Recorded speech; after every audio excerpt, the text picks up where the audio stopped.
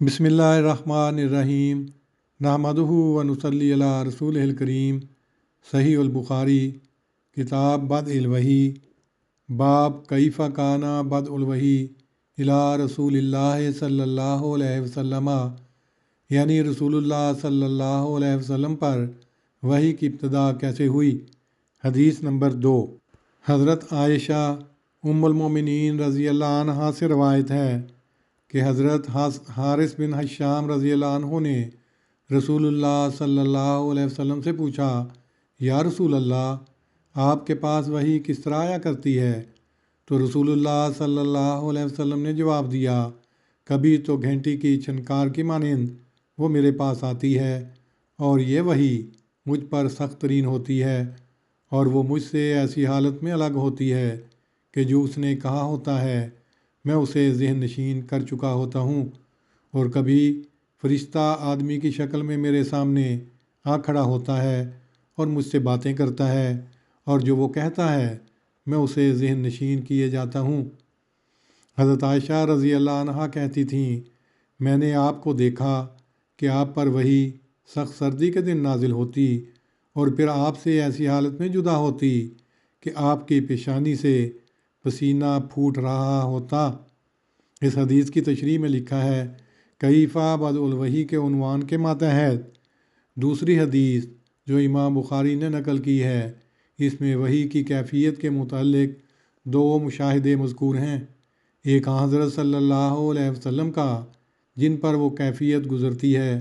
اور ایک حضرت عائشہ کا جو اس کیفیت کے ظاہری آثار دیکھنے والی ہیں۔ جو جواب حضرت صلی اللہ علیہ وسلم نے حضرت حارث بن حشام کو دیا،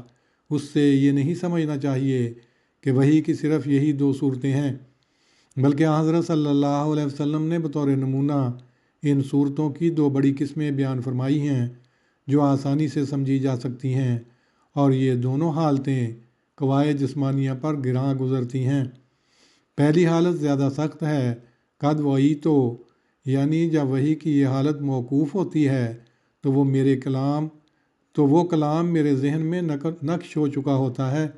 وحی کے معنی پتھر پر لکیر ڈالنے کے بھی ہوتے ہیں۔ اور دوسری حالت کے متعلق فرمایا فائی، یعنی میں ساتھ ساتھ وہ کلام ذہن نشین کرتا جاتا ہوں،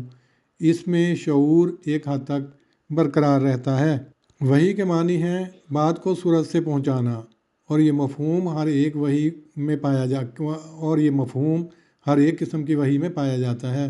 گو اس کی کیفیتیں مختلف ہوں، جیسے طبیعتیں ہوں گی ویسی ہی وحی کی کیفیت میں بھی تبدیلی ہوتی چلی جائے گی، اور وحی خواہ بصورت آواز یا الفاظ متکیف ہو یا بشکل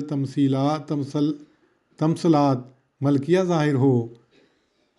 ہر بشری طبیعت کے ساتھ جداگانہ کیفیت رکھتی ہے، اور اس کا ادراک کرنا دوسرے انسان کے لیے ایسا ہی مشکل امر ہے جیسے ذائقے کی کیفیت کا ادراک کرنا بغیر تجربہ مشکل ہے۔ اس لیے جواب میں حضرت صلی اللہ علیہ وسلم نے حضرت حارث بن حشام کو دو موٹی مثالیں دے کر دو صورتیں سمجھائی ہیں۔ حضرت حارث بن حشام ابو جہل کے حقیقی بھائی تھے جو فتح مکہ میں مسلمان ہوئے اور شام کی فتوحات میں شہید ہوئے۔ جلیل القدر صحابہ میں سے تھے، اور علامہ ابن حجر اور قسطلانی وغیرہ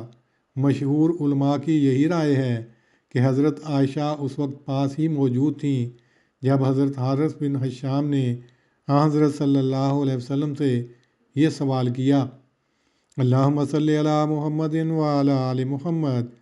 کما صلیت علی ابراہیم وعلی آل ابراہیم انک حمید مجید، اللہم بارک علی محمد وعلی آل محمد کما بارکت علی ابراہیم وعلی آل ابراہیم انک حمید مجید۔